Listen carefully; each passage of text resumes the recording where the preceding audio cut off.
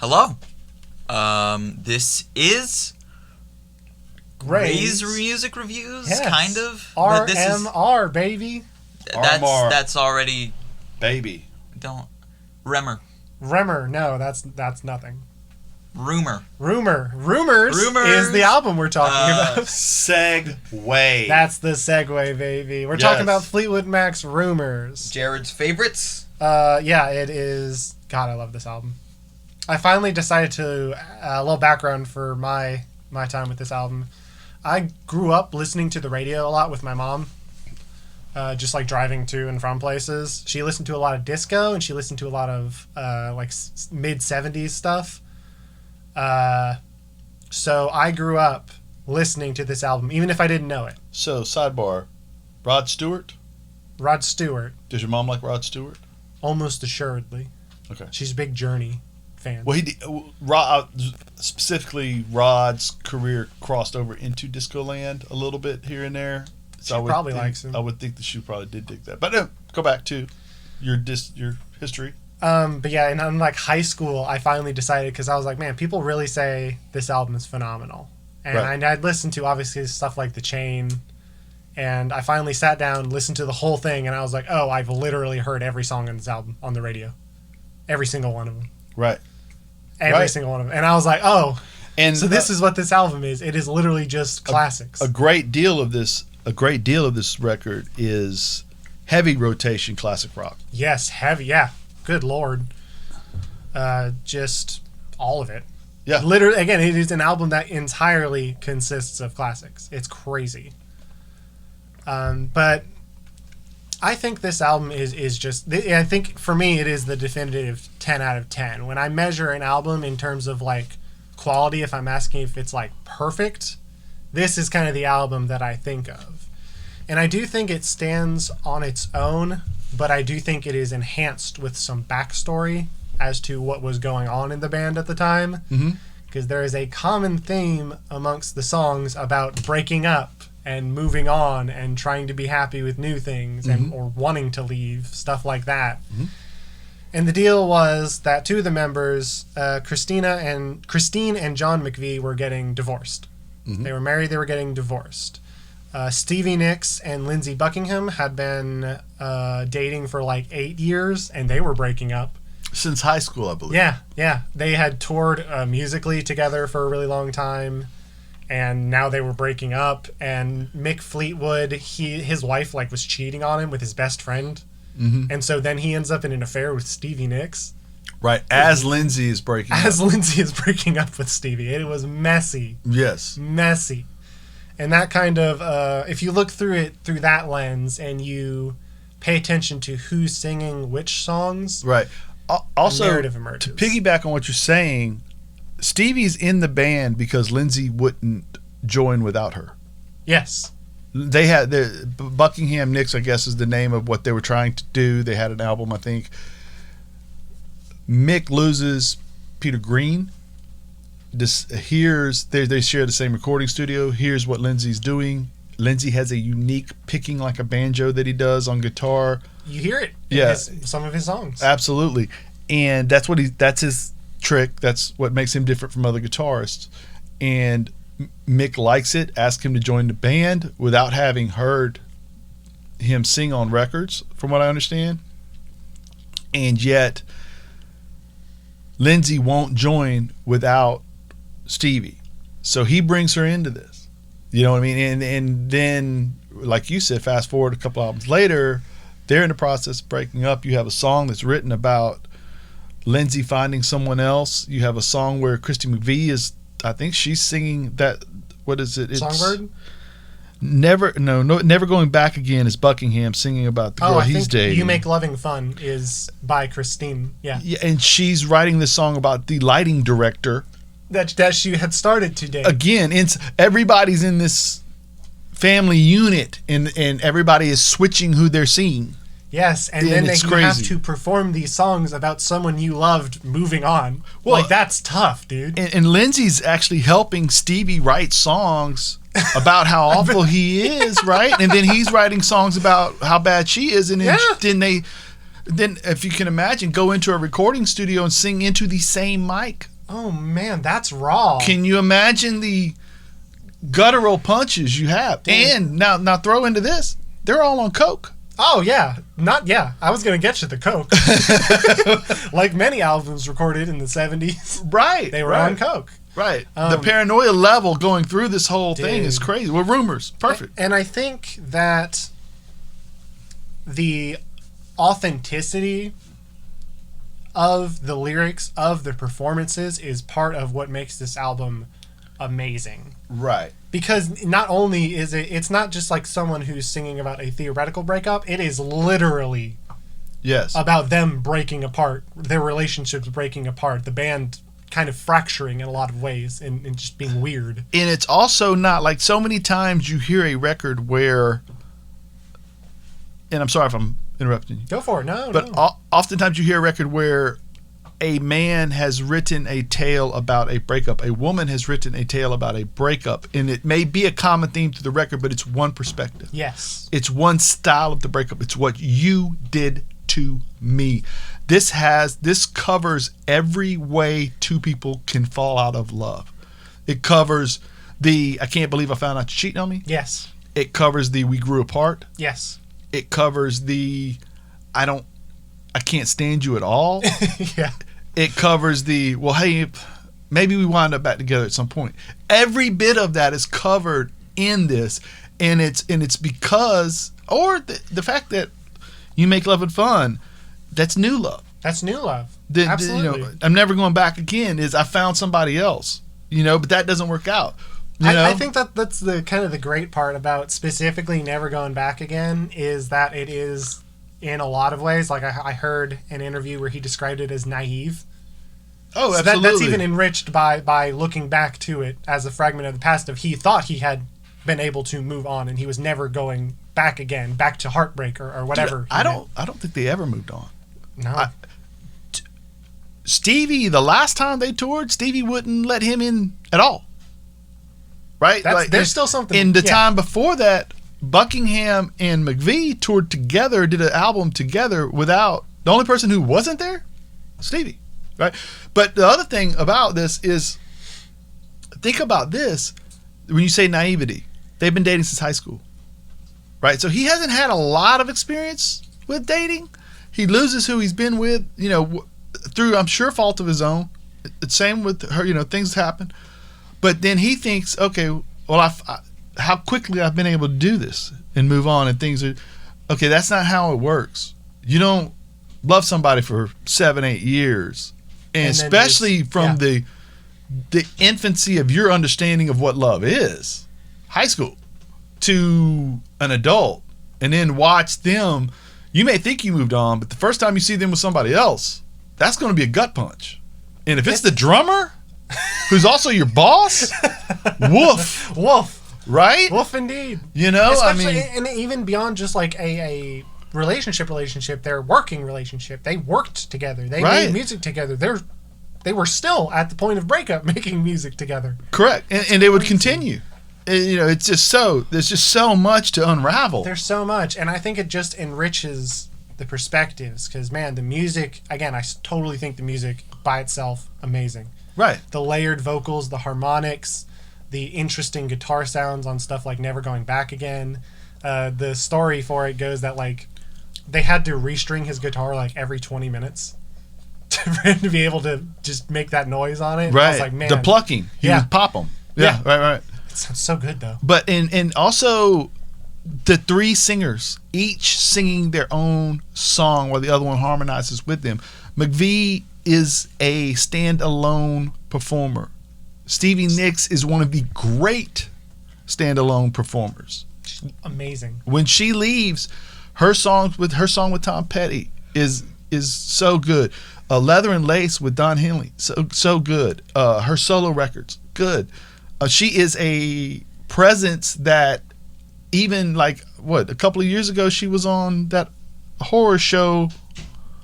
She played a witch. American Horror Story? Dude, her whole aesthetic is like witchy. It's awesome. Well, that's the other thing is there's both inside of this record you have despair, hope, there's evil. in there. There's an evil undercurrent Dude, of stuff like The Chain. ugh. The Chain is Gold Dust just- Woman. Gold Dust Woman. Come on, Come man. on. That is just so high level. Oh my god! And then, her voice has that.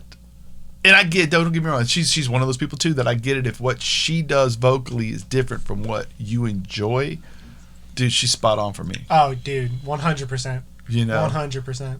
And Lindsay is a stand-alone performer. And you have all of that in a band that isn't named after Any of those people. I mean, it's named after maybe Fleetwood. John. I would assume that it was John McVie that it was named after, who is very much not the person you think of when you think of them at all. You think of everybody but him. Well, yeah, I don't know. Yeah. Even Peter Green you think of before you do John. You know what I mean? But anyway, so anything else you got? No, I did want to give a special shout out to probably this time listening through it. Songbird might have hit me the hardest. Good Lord, man! I just start tearing up. I'm glad you said that. It's so unbelievably just. Last song of song one. Last song of side one. Dude. You get that trip and you go through. You have secondhand news, dream. Okay, let's do this. Go to the questions. Yes, I will say one last thing, that if I had been listening to this on vinyl and that song was the last one on side one, I would not, for like 20 minutes, be able to switch it to side two. Right. I'd just be sitting there just thinking about it. Right. What a crazy good song. You got it. Oh my God. You got it. Okay. And it starts with The Chain, dude. Right. You switch from this just potent like love Mm-hmm. song, and Right. then you switch over to just the kind of dark. You swore you would thumping- never break the chain. Yes. Oh man. And again, I think it's the only song on the record that has like a writing credit for all of them. Right. It is the only one they wrote together. Right. Yeah, like completely together, and it shows because, again, the perspectives you can take it on each of the different issues happening in the band or the band as a whole. Correct. The band as a whole is kind of falling apart, and oh man, The Chain, dude. I love the specifically the listen to the wind blow, watch the sunrise, changing to listen to the wind blow, down comes the night. Mm-hmm. And then saying later, damn the dark, damn the light. Mm-hmm. I like that because for me, there's almost a kind of symbolism with the sun rising as the day progresses, as the kind of happy days of the relationship. Mm-hmm. And as the sun sets on the relationship, it turns into darkness. And that's the, whole you cheated on me, you're, all that stuff. Mm-hmm.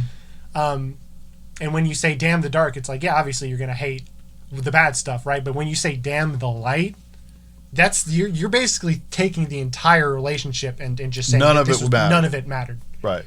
So dark. Right. Right. But the music plays into that so much. Absolutely. The just thumping. To just Mick. Dude. Mick. The percussion on this record. Oh man. You know what I mean? And Every part of this record Right. is awesome. Man. Absolutely. But especially on that song. Right. All right. Now let's get into some questions. How did you feel about the opening song? Oh, Secondhand news. I think it sets the tone for the album really well. Where, man, I love Secondhand News. It's one of my favorites. And that's the plucking. Yes. The Buckingham plucking. Yes, dude. It's style, man. The style of this album rules. Right. But it sets the tone of the album of someone moving on from a. You know what the plucking on the song makes me realize? What? That Rolling Stone top guitarist list should have put Buckingham way higher than 99. Yes, Yeah. I agree. He's at least early 80s, late 80s. You're only gonna move him up 10 spots. You said way higher. Oh, whatever. I'm Way splitting higher. hairs. Well, way higher for 100 greatest guitarists ever. That's pretty high. That's a valid point. That is a completely valid point. It also is, for the content, it's kind of happy. It is. It's like The tone is happy. The content is not. yes, because it's talking about how you don't want to be with me anymore, and you're trying to find love. You're hoping that you'll find happiness. I'll still be there for you. Right. But I do like the wordplay with "Won't you lay me down in the tall grass and let me do my stuff" as both why don't you just come back to me and let me love you again? Or it's also kind of evocative of releasing an animal into the wild. You know what I mean? Right. Like you put them down in grass and they leave. Right. Like it's almost a cry to let go of me as much as it is. I'm still here for you, dude. It could be. A little bit of It both. could be. Let's have another fling. It could be. Let me run from you. Yes. You know what I mean? And that's a pretty big gap, I know. right? but Which is great. yeah, that's open-ended. Yes. Because also both can be true. The You know what I mean? emotions in that moment are both. I think I am done with you, but I don't have to be. But You know, maybe. right. But maybe I should. Yeah, right. Okay, you liked the opening? Oh yeah. Okay. And you did too? Oh God, yeah. Okay, all right. Let's talk about the. I want to talk about the closer of the record, which is Gold Dust Woman. Yeah, I consider Silver Springs to be a part of this album, but it was a later edition due to, I guess, limitations on how long you could make a vinyl record. Which I don't think this album's all that long. It doesn't feel all that long. It plays through quickly. Yeah, it really does. But Gold Dust Woman, which is dark. Right. It's dark. Well, It's about drugs. Yeah. It's about someone moving on from a relationship and entering into a new relationship that they hope will be happy. And then, did she shatter your illusions of love? Right. Which is, oh, dude. Yeah. So good. I will say I like the line, take your silver spoon, dig your grave.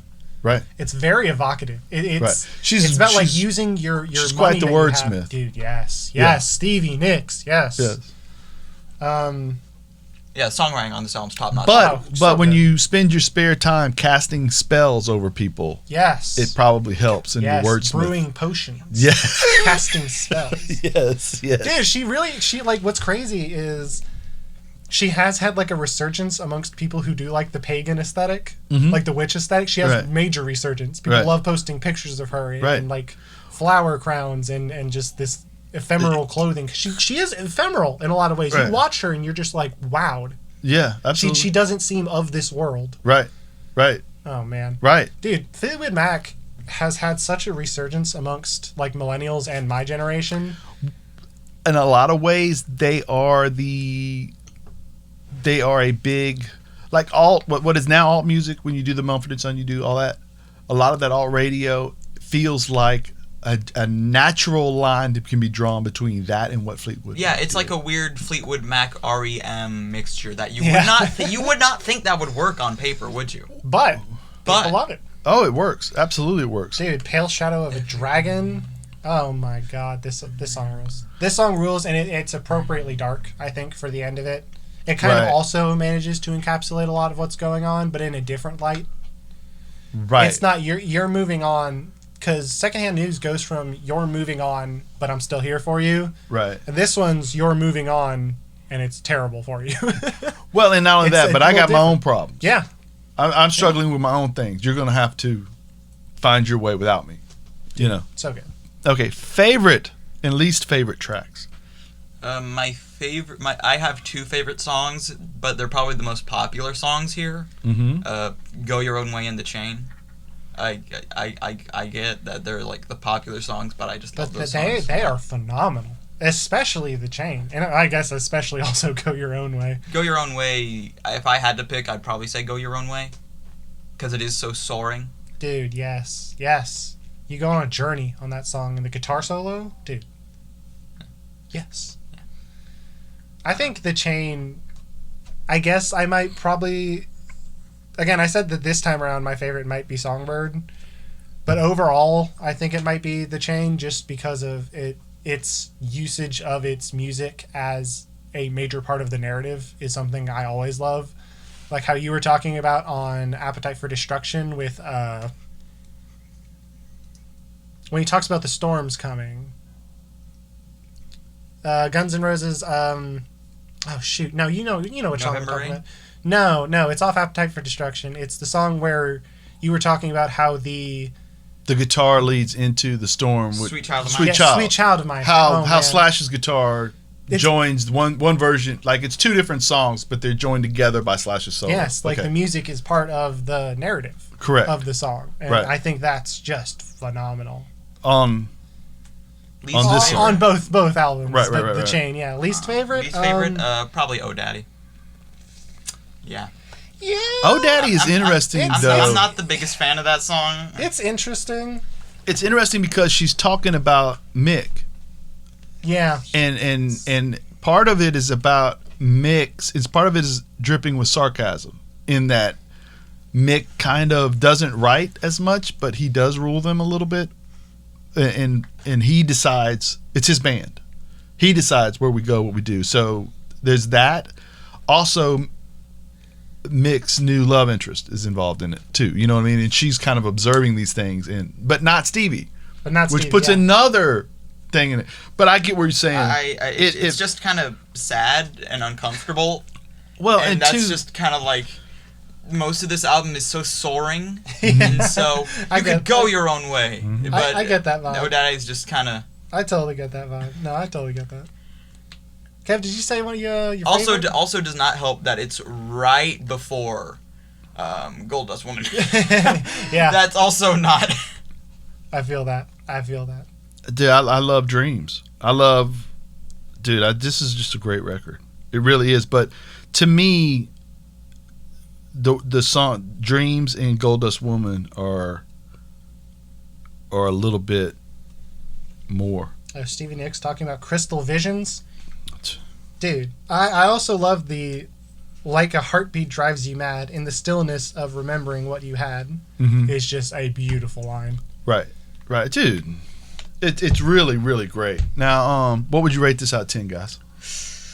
I already said at the beginning, 10. 9, but that's only because of Oh Daddy. That's like I just that's fair. I just skip that song What's every a part time of I the listen to record? this album. I just skip that song. If you That's skip fair. a song on a record, it can't be a 10. Yeah. In your eyes. I mean, that's pretty That's common. fair. If you switched Oh Daddy with Silver Springs, It would easy 10. yeah. Dude, easy 10. Silver Springs, I do want to give a shout out to it for just being really good. But I feel like Silver Springs would have to close the album. Yeah. I feel that as well. But like if you switched Oh Daddy with Silver Springs And then switched and Gold then Dust switched Woman. Gold Dust Woman with Silver Springs, then that's one of the greatest. I totally feel that. I mean, it is one of the great. But I still love it. Like, yeah, absolutely, dude. Absolutely. Okay, I would give it a 10. I don't know that you can go higher than that. It's really good. Now, you want to talk about new music, or what do you want to go to next? New music, Jared. I guess these people haven't technically put out music very recently, but I did want to highlight smaller artists. So Orville Peck, he is a kind of almost old schoolish, like real old school country. He did a song with Shania Twain, Legends Never Die.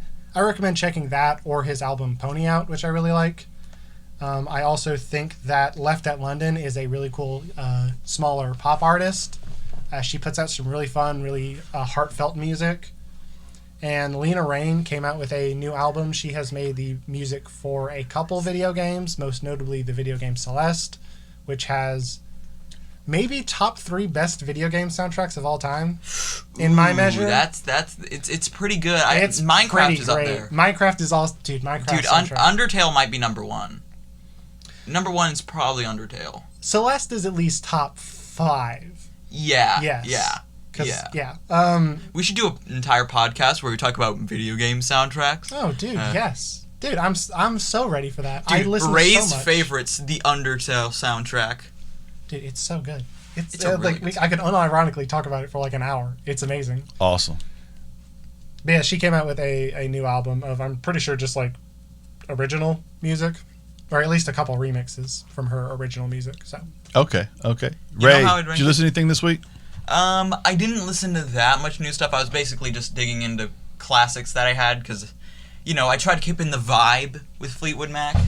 yes. Just older stuff, but not like too old. Like Not Elvis, but not Justin Timberlake. Like I'd say like from Queen to Go for it.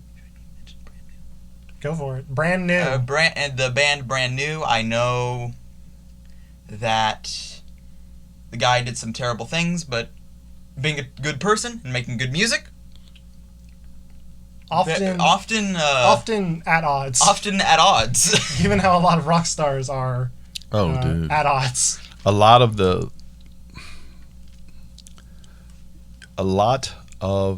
let's just put it this way. Okay. There's a song out there that's very popular called Christine, that was popular at one time, called Christine 16. There was a song in the top 40 called She's Only 17 at one time. So when you think of rock stars, periodically they have, from Chuck Berry through the history of time. I mean, dude, Robert Plant.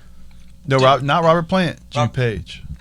Oh, I'm sorry. I'm Jimmy sorry. Page. I'm sorry. I didn't mean to. I'm sorry, Robert Plant. I'm sorry. That's a big difference because they're two totally different people. But I mean, Jerry Lee Lewis married like his 13-year-old cousin or something. So history is littered with just awful scumbags. Tricky scenarios. Now we just know about it better. Yeah. You listened to The Clash this week. You listened to Tribe Called Quest this week. I listened to. Okay, when we were riding around. So should I just go into just old music and just other stuff I listened to? We listened to Stone Temple Pilots' Purple in the car. You like the album, right? I love that album. Dude, that album is so great. Mm-hmm. That album is so great. That's probably one of my favorites, man. I listen to that album all the time. Mm-hmm. It's just so good. Ween's The Mollusk it's very quirky, and it is an acquired taste. There's probably like one or two songs that are trash on there, but there is so much just gold on that album. Yes. And it's The Devil and God Are Raging Inside Me, again, good person, good music. This album, this album makes me feel like no other album has ever made me feel. It's so I love this album so much. What's the Story, Morning Glory? I also listened to this album. Yeah. Nice. It's so good. I actually listened to this album when I heard that. I had Champagne Supernova stuck in my head for like the last 3 days. Nice. I actually listened to Big Fish Theory, which was one that I heard from a bunch of people. It's pretty good. It's pretty experimental. Album? Yeah, it's by Vince Staples. Yeah, okay. Yeah, it's the one with the goldfish on it. I'm familiar with that. Did listen to a lot of Alice in Chains, Queen. I actually did retry Mac Miller's Circles, which was heartbreaking. The greatest posthumous album I've ever heard. Period. Bar none. To be fair, one of the only like good ones, in that it was like a complete like actual album. Like it's an album, you know. And so far, this is going to be a steaming take, but so far it has been my favorite album of 2020 because it is so just heartbreaking. Did that come out this year? God, this year has been so long. Dude, this year has been. Well, we're in the 9th month somehow. It's crazy. Feels like we're in the 3rd. Oh. The Rolling Stones re-released Goathead Soup with a version of Scarlet that has Jimmy Page on guitar. They have a version of Scarlet which is called the War on Drugs remix, and they have a version of Scarlet which is the Killers remix. The Killers, along with about 100 other songs in a full live concert. The band The Killers? Yeah. Yeah, so it has that fuzzy feel, the fuzzy guitars. Dude, the version I really kind of liked was the War on Drugs remix. War on Drugs are pretty good. But Jimmy Page is also playing on that. The Killers actually the Killers were inspired by the last War on Drugs album. And we have the Struts released a song. Yeah. And Bring Me the Horizon released a song, both of which Anthony Hamilton released a song. I love Anthony Hamilton. If you're out there and you like a little R&B in your life. We have been digging into some Radiohead, or at least me and Dad have. Yes, because at some point we will do a discography. We will do a discography dive on Radiohead. Yes. I do have some hot takes. I'd say I'm up to Hail to the Thief by now. I do like every album I've heard. They're just... Yes? Dad? I was letting you finish. They're so graceful. Yes. And they do the loud, quiet dynamic so well. And, oh my god. Okay, Computer, Kid A, dude. What's our next episode going to be, guys? Our next episode. I think that I chose A Tribe Called Quest's low-end theory. My favorite. Diving into hip-hop classic. Yes. Hip Hop Tribe Classic. Called Quest. Fife Probably- Dog. Probably my most played hip hop album. It's the one that I go to. It's very jazzy. Oh, dude. It's so carefree and fun. It's Q-Tip. so Q-Tip was able to dive into record stores and buy rarities and put that jazz behind what they did, and it winds up being so good. It's so good. Right? I'm It's excited for so it. good. We should be excited. It's so good. And You the should fact be that he excited can- too out there, world. And the fact that all of the rappers, they can just, they don't even have, like, even though they rap good, they don't even have to. They just have so much charisma. And Yeah. they're just so, Yeah, it's beautiful. I We're love going to Tribe get into Called that though Quest so next much. week. Is this a wrap? this is a wrap. It's a wrap. What This you is got? a wrap. So, we will see you next time. Go Home Heat. go. Copyright 2020. This is a Go Home Heat production. This is Ray's music Ray's reviews. Music Reviews. Jared Ray KP. Jared, Ray, and KP signing off right now. See you next time.